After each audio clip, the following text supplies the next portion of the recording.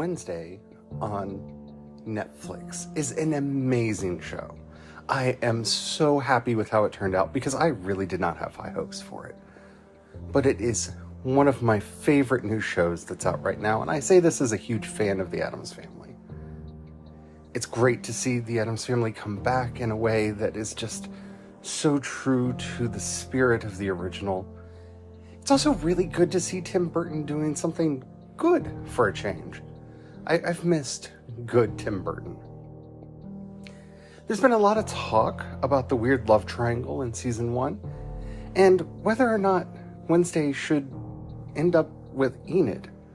But I have a bigger question. Is or should Wednesday Addams be Ace Arrow?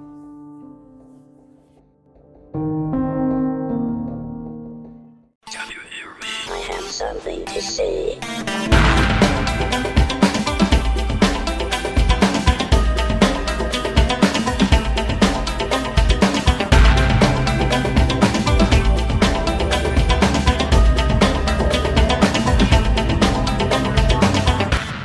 Project Shadow starts now.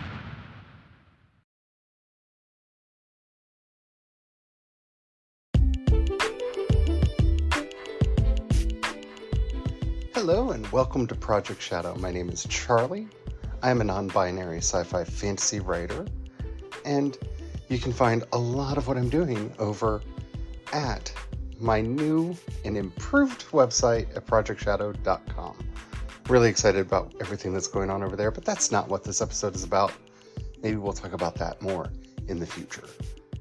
I'm here today to talk about Wednesday, a show that I could not have had lower expectations for. And it's not that I don't love this kind of show. It's not that I don't love the Addams Family. For goodness sakes, I even know somebody who worked on the special effects for this show. But Netflix and its teen dramas, they have a very hit and miss reputation that is very well deserved. Also, I felt that it was a poor substitute for my beloved Chilling Adventures of Sabrina. And the trailers weren't that good. I mean, let's be honest here, the trailers really didn't excite me in the way that they should have. Also, seeing that Tim Burton was involved, that just broke my heart a little bit, because as somebody who was once a huge fan of Tim Burton's work, from Beetlejuice to Batman Returns to Edward Scissorhands, a lot of the early Tim Burton stuff is some of my favorite content, some of my favorite stories, and some of my favorite movies. But let's face it, he's not been doing so well lately. And he did direct several movies here. Several episodes. And he did a good job. In fact, it was his idea to add the creep factor to Wednesday's portrayal in not having her blink at all, which is so beautifully disturbing. So we are going to be talking about some spoiler content when it comes to this show, but not the big spoilers. The show is, after all, a mystery series. It's kind of Wednesday does a Nancy Drew, or as I like to think of it, it's Wednesday Addams goes to Hogwarts, but it's written the right way, where everyone gets really annoyed at our protagonist's antisocial use of other people and lack of care for their odds of survival. It's a beautiful show. The casting is phenomenal.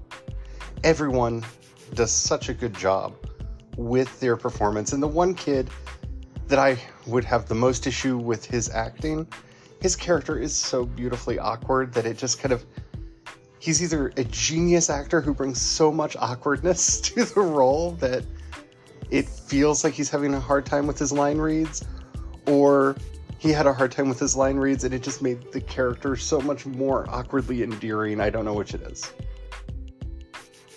It is well written, it is well performed, and it has a certain level of dark, whimsical goofiness that a show like this needs. Now, we're not going to be talking about the mystery plot today. We can, if you all want, just let me know. We can definitely go into detail about that. But what I'm most interested in, what I'm most excited about, is the character herself. This is a Wednesday that we have never really seen before. The Addams family, like most TV families, is locked in a perpetual age range. Wednesday is the daughter, her younger brother Pugsley is her younger brother, and like Bart and Lisa Simpson or the Belcher kids from Bob's Burgers, they are trapped perpetually in these childhood roles. The closest we've ever seen to them escaping this would be Addams Family Values, where the actors aged and we see the character age a little bit. This is one of the first times we get to see a teenage Wednesday, and that brought with it some of its own issues and interestingness, and has brought about a question inside me that really needs to be answered.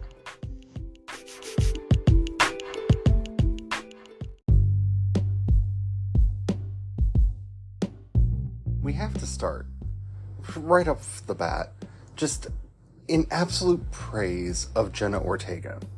Jenna Ortega's portrayal of Wednesday Addams is flawless, and it is probably one of the hardest roles to get right. She doesn't emote a lot. Her face is very stoic through the vast majority of the series, and yet she is able to convey a subtlety of emotion that helps you to understand where Wednesday is.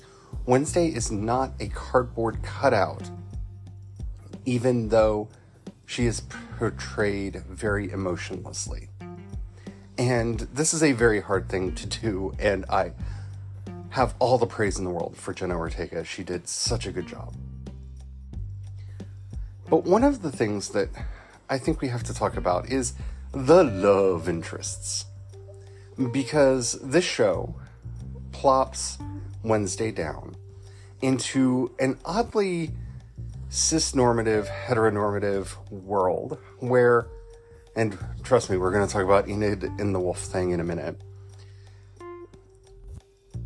it is assumed that she is a heterosexual, allosexual character. And we are immediately given the statutorily required love triangle for this type of show. And it is so forced that I've actually heard several people comment about how they felt like it was a last-minute addition to the show, that Netflix required there to be a love triangle because it is a teen drama after all, and what is teen drama without a love triangle?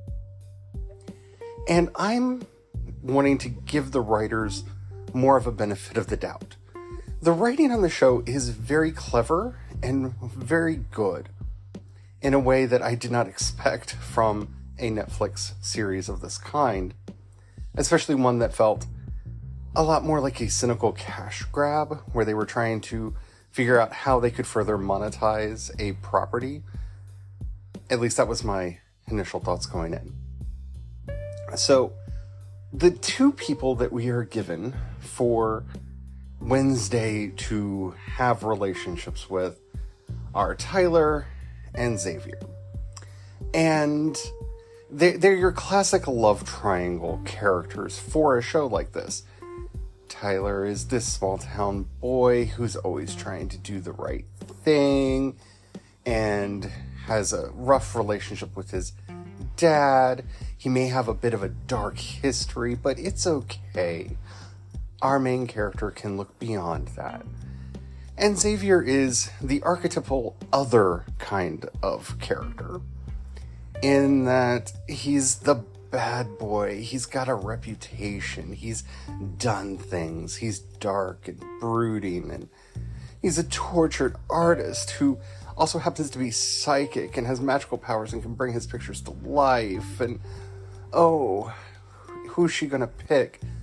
The farm boy with a heart of gold or the tortured dark soul? It's as classic a love triangle as you could possibly get. And there are two explanations for this. And that is either they just went with the stock footage version of a love triangle because it was easy, or because it was done deliberately. And so much of this show shows me a deliberation on the part of the writers. I'm wanting to give them the benefit of the doubt. Wednesday does not appear to have an interest in either of these two people. They pursue her, but she does not even appear to have an interest in either one of them. In fact, the moment where we get the big kiss, and here's one of the few spoilers I am going to be talking about for the series, when she kisses Tyler, it feels much more like she's going through the motions than it's because she really wants to. There's an odd, perfunctory quality to the kiss that either is because this was a plotline that was tacked on by the network, or because this is not who she is on the inside. It's a tick box that she feels that, of course, she has to hit, because that's what you do in a heteronormative, allonormative, cisnormative world, right?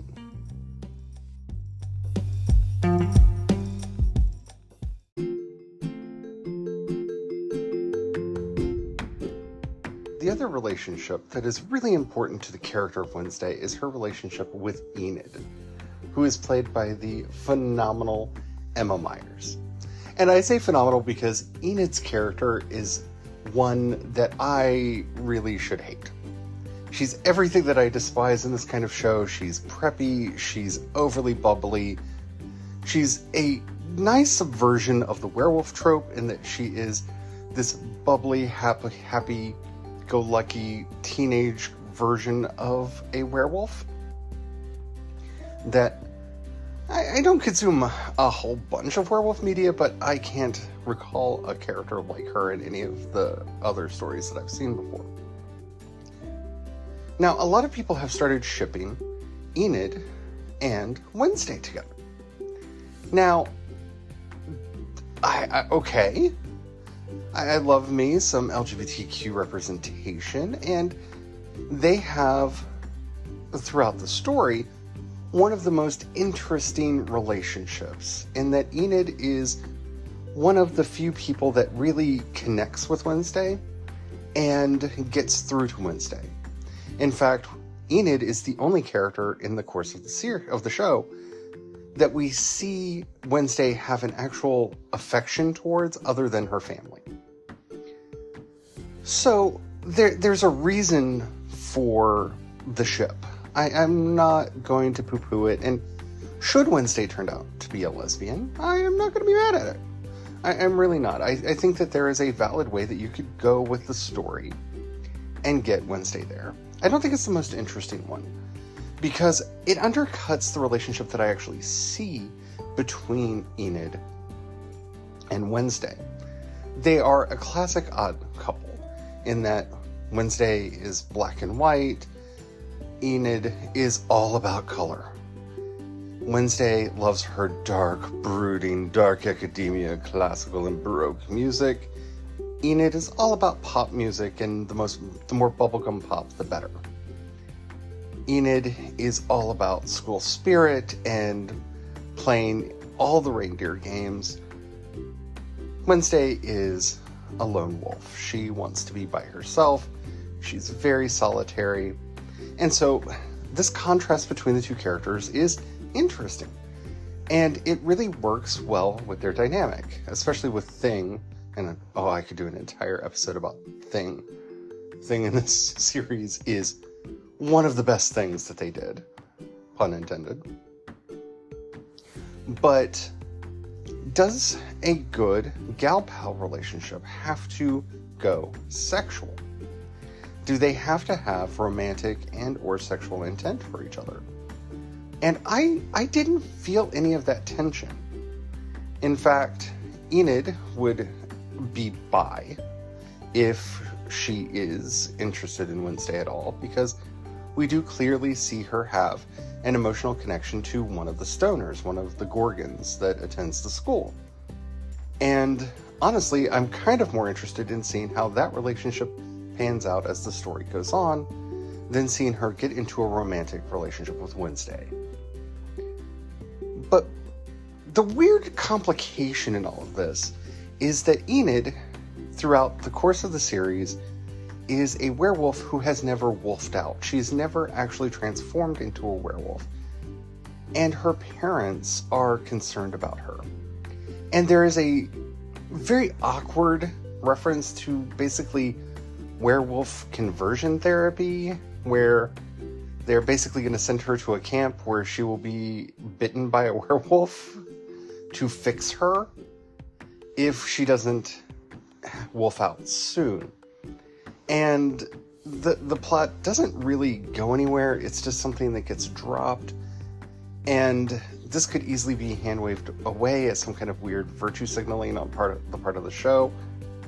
But I do think it shows the normalization of her family. One of the things that this show is about is outcasts. And I think that plot thread is there to show how Enid, who is a very normal person by our standards, and that she likes the pop culture, she's very much a teen character from almost any other show on television, is still an outcast because she has not performed her duty as a werewolf. It's a weird mixed metaphor, and it doesn't really work all that well.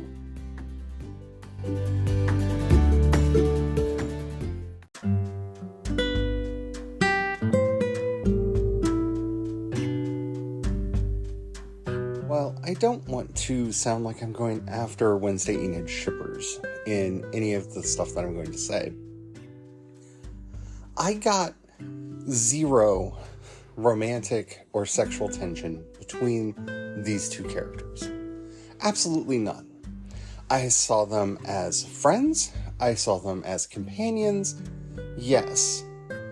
But I don't think that simply because Enid is the one character that Wednesday has obvious chemistry with, in that she actually befriends and probably becomes her closest friend while at Nevermore, that does not equate to having a romantic relationship with her. They are teaching each other valuable lessons.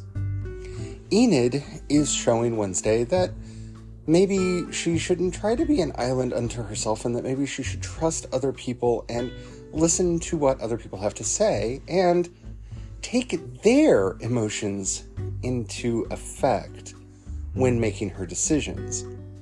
And Wednesday is teaching Enid that maybe it's okay to not fit in. Maybe it's okay to go her own way and not have to be one of the popular cool kids, not to have to be the person that always fits in every situation, that maybe she should embrace more of her eccentricities.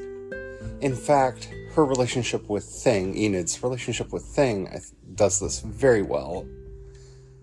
And if any of the Addamses are going to end up in a relationship with Enid, I think you can make a much better argument for Thing than Wednesday, and I really don't think that that's going to happen. Now, if they do decide to make a romantic relationship between the two of them, hopefully it will be developed further, and I will be open to it at any point. I am not a big fan of the hypersexualization of all relationships in media. I feel like this is a very allocentric, allonormative, very heteronormative way of seeing relationships. And if you excuse my anarchism showing, it's an oddly capitalistic way of doing it, in that it commodifies relationships into this what do I get from you mentality. What do you give me? What do I get out of this? And if that is love or sex, then it makes those things appear more transactional than they really are. And I don't feel that way of reading works well with any of the characters in the show. I did not feel a romantic chemistry between Wednesday and any of the characters they paired her with. Not a single one of them. I didn't feel it with Enid. I didn't feel it with Tyler. I didn't feel it with Xavier. Not a single character that she had a relationship with in this show felt like someone she would end up with in the end.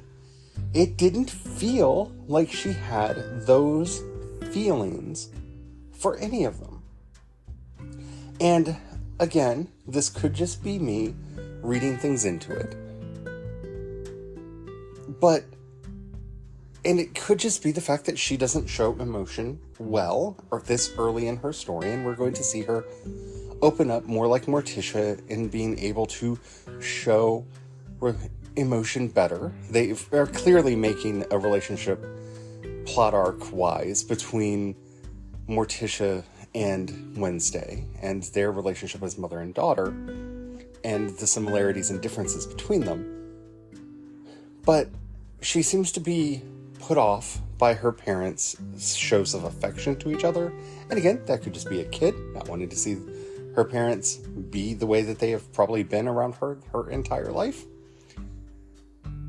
But I do not see anything in the text of the show, in the way the character is portrayed and anything that she says, that makes me think for a minute she's looking for a romantic or sexual relationship with anyone.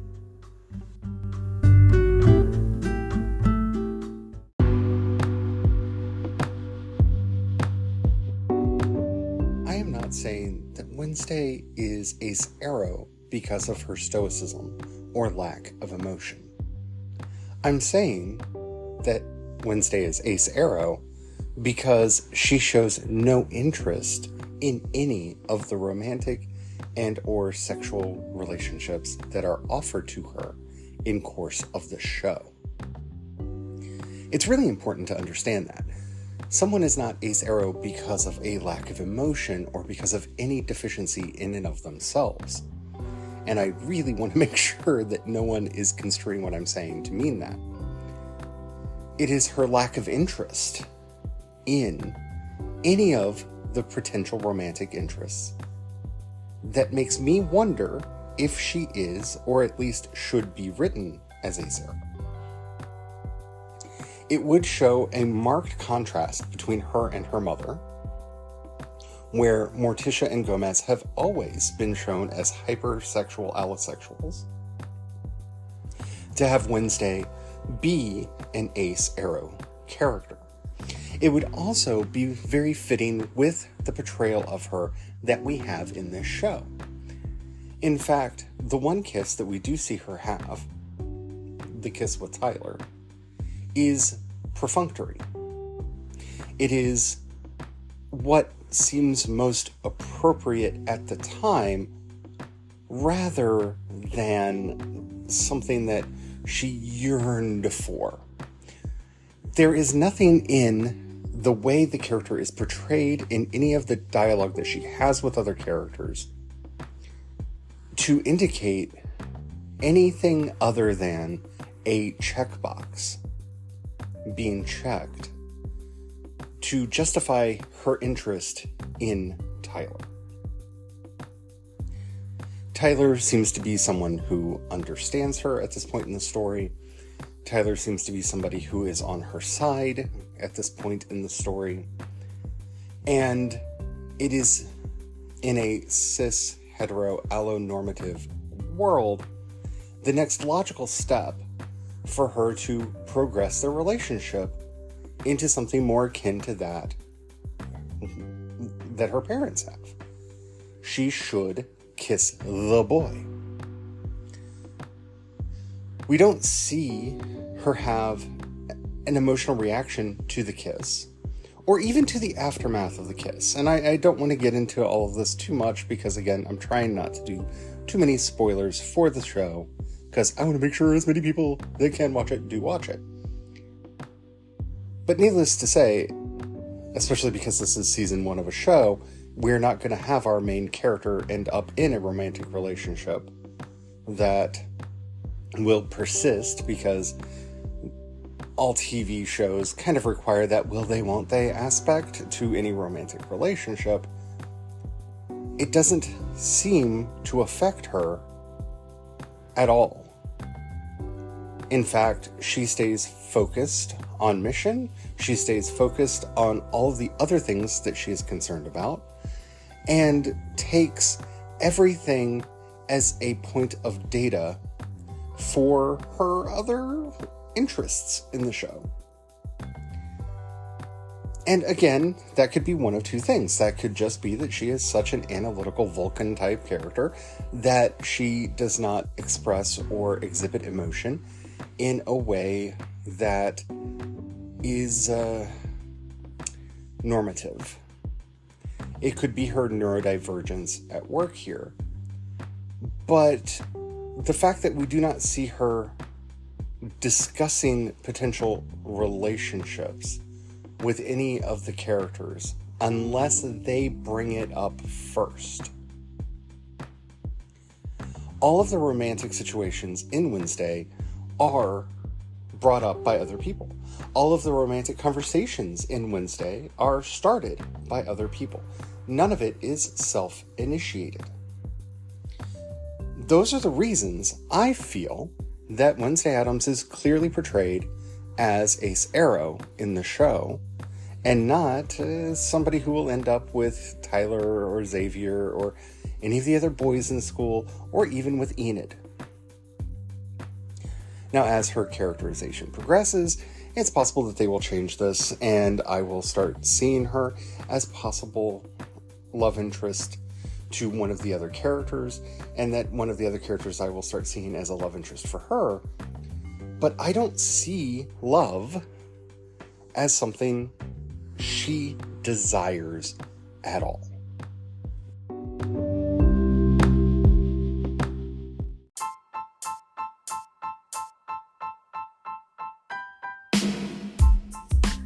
So is Wednesday Addams not going to be portrayed as Ace Arrow? I don't know.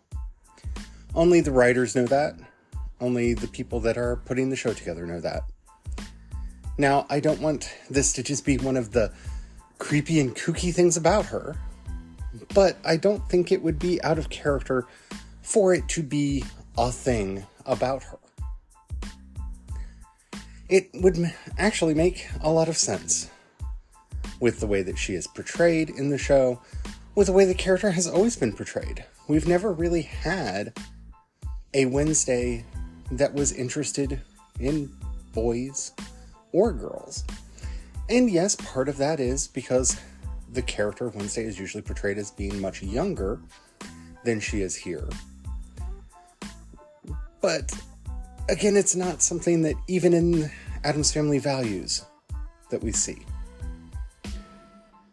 She's always been portrayed as somebody who's a little put off by her parents' blatant show of affection for one another. And it would, again, make sense. Will I be upset if she doesn't turn out to be Ace Arrow? No. I understand the allonormative nature of most media and how it is produced, and that most characters are probably going to end up somewhere on the allosexual spectrum of being either queer or heterosexual. I doubt that they will even be open to the idea of making her bi, or any of the characters on the show bi. Bi erasure is a huge problem, but that's a topic for a whole other episode now, isn't it?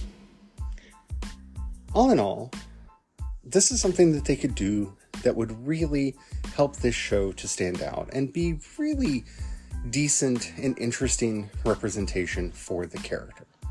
Especially as we see her developing other friendships, other relationships with people outside of her family, which really feels like it's one of the main thrusts of this show, is Wednesday learning how to relate to people that aren't part of her insular family. To have her develop as someone who can be a good friend, a good ally, but somebody who does not necessarily have to conform to all of the cis, heterosexual, asexual norms of our society. It would just be nice. I'd love to know what you think. There are a lot of ways that you can share your opinion with me on this. I am on most of the social medias, though after the Bird app fell to the Muskie Husky, I don't really spend much time over there anymore at all. I still do stuff over on Instagram, and I'm CE Dorset over there.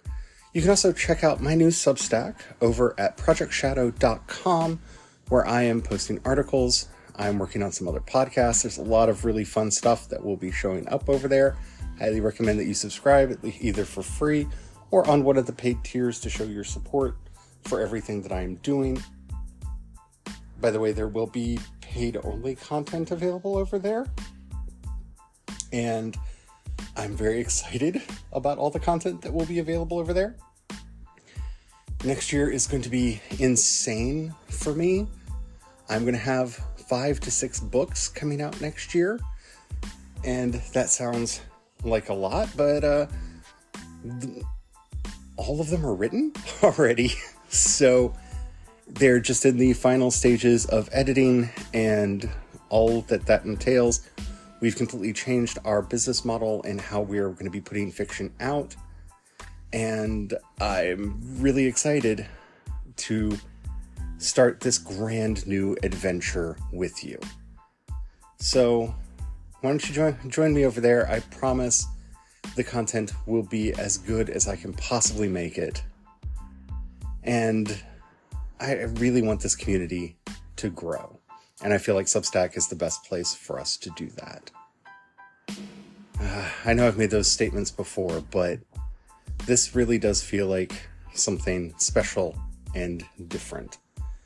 And the fact that I'm pre-scheduling a lot of this content, so, we don't have to worry about life intervening as much in the process.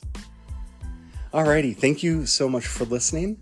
Again, head over to Project Shadow. You can not only find a link to the podcasts that I do, but also to the various stories and stuff that I'm working on over there. And until next time, don't forget to have the fun. Bye.